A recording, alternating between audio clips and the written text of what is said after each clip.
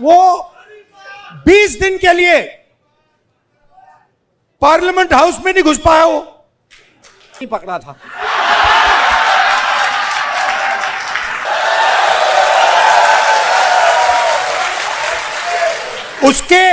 उसके अलग अलग कारण है। उसका एक ऑब्वियस कारण है और उसके बहुत सारे हिडन कारण भी हैं। आपने देखा अमित शाह सो कॉल्ड, क्या कहते थे उसको पहले, चाणक्य, और क्या कहते थे, सरदार पटेल, बड़ी बात। Where has he disappeared? वो भाग गया। वो 20 दिन के लिए पार्लियामेंट हाउस में नहीं घुस पाया वो। Why? Because for the first time they are feeling India's expression. और अब इनको बात समझ आ गई है कि अब ये देश अपने आप को एक्सप्रेस करने से नहीं रुकने देगा। ये चल रहा है गया, और आपको अपना छोटा सा मतलब आरएसएस का ऑर्डर क्रिएट करना है, क्रिएट कर दो, उठा के तोड़ के फेंक देगा ये। उसका एक तरीका है, मोहब्बत की दुकान है। वही बेसिकली वही कह रहा हूं। वो कह रहे हैं, देखिए आइए संदीप, से फिर से आपको डिस्टर्ब करता हूं। अब आप मुझे एक ऑर्डर दीजिए। हाँ, नहीं, आप एक ऑर्डर दे, एक ऑर्डर दे दीजिए मुझे, कोई भी ऑर्डर। ये क्यों किया मैंने, एक ही कारण है, क्योंकि मैं डर गया। अगर मैं ऑर्डर से डर गया, ऑर्डर देने वाले से डर गया, तो मैं अपने एक्सप्रेशन को बंद कर दूंगा। अगर नहीं डरा, क्यों मैं बंद नहीं करूंगा। मैं अंदर अपने एक्सप्रेशन को मतलब अंदर से गाली दूंगा कि भैया मुझे मतलब ये अच्छा नहीं लग रहा है, but that is a expression of fear, that is cowardice. And frankly, I must tell you, a lot of people in India, and this is something that has disturbed me, a lot of people in India have been behaving like cowards. So many people, they've been behaving like cowards against this cowardly force. Now I can understand if you are fighting the British Empire and suddenly you say, I'm feeling a bit scared. But you're fighting a bunch of jokers. How can you feel scared? Please understand, you're literally fighting a bunch of jokers, clowns, right? Who have no idea about our philosophy, no idea about our history, right? They're a bunch of clowns. Now, I couldn't say this. I can naturally say this about my friends in the RSS. It's obvious to me. In fact, it's obvious to most people that these people have no understanding of India. Right? Why? Because somebody who cannot connect with India as it is today cannot understand India.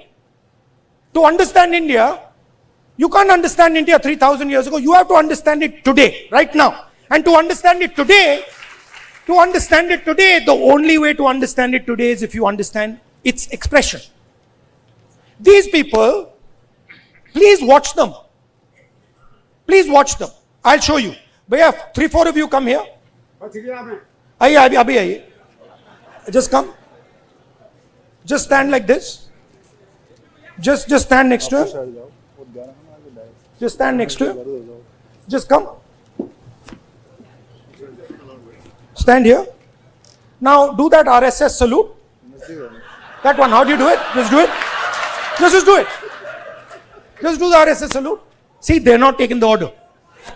Right? But this is what that structure looks like. This is what the RSS looks like mentally, conceptually. Now let me show you the Congress. Let me show you. No, they are now, suddenly they became the Congress. See? So these people, what have they done? What is the magic trick? The RSS has been utilized. has been captured and been utilized by large capital. Okay? Please understand, large capital, Mr. Ambani, Mr. Adani, these guys have captured the RSS. The RSS ceased to exist long ago. What was the RSS? The RSS was the expression of the small Indian businessman. Goldsmith, jeweler, Banya, that was the RSS. That died. It's gone. Today the RSS is an instrument of Mr. Adani. That's all it is. And they stand there with their lathis and all making a fool of themselves. Hindi में बोलूं, मेरा कहना है RSS क्या था? RSS जो छोटा businessman था, मैंने स्टडी की ये बात, जो छोटे छोटे बिजनेस वाले थे, मिठाई की दुकान चलाते थे, सोनार थे, लोहार थे, इनकी फोर्स थी। उनको तो उन्होंने धोखा दे दिया, मार दिया, वो तो सब मर गए। आरएसएस ने डीमोनेटाइजेशन कर दिया, जीएसटी कर दी और अपने ही लोगों को धोखा दे दिया, खत्म कर दिया। उसके बाद क्या हुआ? शुरुआत कैसे हुई? शुरुआत वाजपेयी जी के टाइम में प्रमोद महाजन ने की। कैपिटल इंजेक्शन को आरएसएस के अंदर उसने डाला, पहला फर्स्ट स्टेप। और second step Narendra Modi. Final corporatization of RSS और Narendra Modi. It's obvious. RSS as original force is dead. We are not fighting, they finish, they gone. Now RSS is a instrument of large capital. They are servants of Mr. Adani, just like Mr. Modi is servant of Mr. Adani. Now, what is our problem? Our problem, which has now to a great extent been resolved, that my friends in the media have been captured by them. It's a big problem, because they will come and tell me, sir, we don't like what is happening. But we have to, they tell me, I'm telling you, we have to feed our children. हमें भी नौकरी करनी है. मेरे मतलब वो prime minister house के सामने पुलिस वाला है, मेरे कान में विस्पर कर रहे हैं, भैया इनको हटाइए, आप यहां से इनको हटाइए. वो मुझे हटा रहा है और मेरे कान में कह रहा है, भैया इनको हटाओ. मैंने कहा ये क्या बात कर रहे हो? नहीं, हमारी नौकरी है, हमें काम करना है. Understand.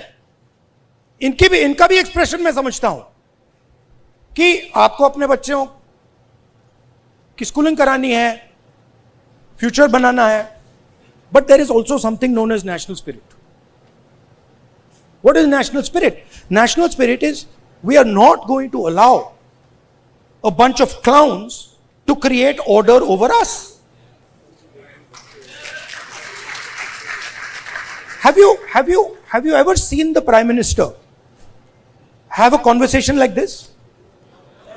Have you ever wondered? आपने कभी सोचा है कि प्रधानमंत्री प्रेस कॉन्फ्रेंस क्यों नहीं करते हैं? ये मेरे लिए नहीं सुनिए, ये मेरे लिए पहले बड़ी सरप्राइजिंग चीज थी. मैं सोचता था कि इसके पीछे कोई मार्केटिंग की स्ट्रेटेजी है, कुछ है. फिर मैं भैया उनके साथ कमरे में बैठ गया 5 मिनट और बात समझ आ गई, भाई ये तो जा ही नहीं सकता मीडिया के सामने. ये तो वहीं का वहीं 5 मिनट में खत्म हो जाएगा. रियलिटी, मैं आपको रियलिटी बता रहा हूं.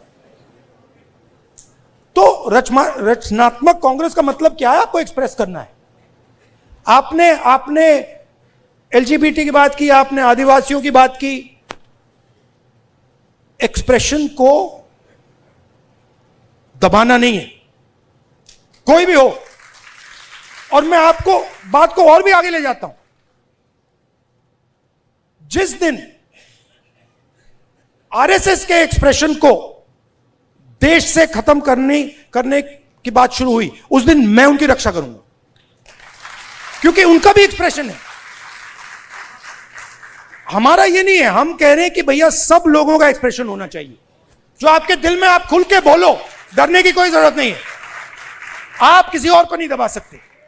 आप ये नहीं कह सकते कि भैया देखो आप सिख हो तो आप गुरु नानक की बात नहीं कर सकते, आप मुसलमान हो तो आप अल्लाह की बात नहीं कर सकते, आप जैन हो तो आप महावीर जी की बात नहीं कर सकते, आप हिंदू हो तो आप शिव की बात नहीं कर सकते। नहीं, जिसको जो बात करनी है, जो भी जिसके भी दिल में है, उसको बोलना चाहिए। उसके बाद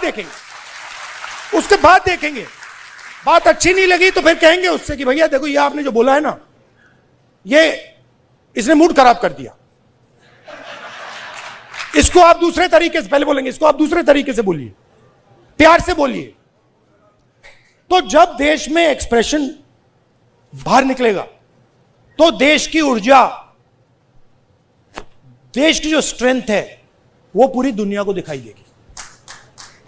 ये क्या कर रहे हैं, ये देश पर एक्सप्रेशन को मार रहे हैं। और आप बिलीव नहीं कर सकते इनके साथ हुआ क्या, मतलब आप इमेजिन नहीं कर सकते हुआ क्या इनके साथ। ये गए, आई विल एक्सप्लेन। ये गए, संदीप आना जरा, ये इनका पता नहीं कहां से इनके दिमाग में घुस गया। अब अजीब चीजें घुस जाती है, बट इनके माइंड में घुस गया कि फॉरेन पॉलिसी इज दिस।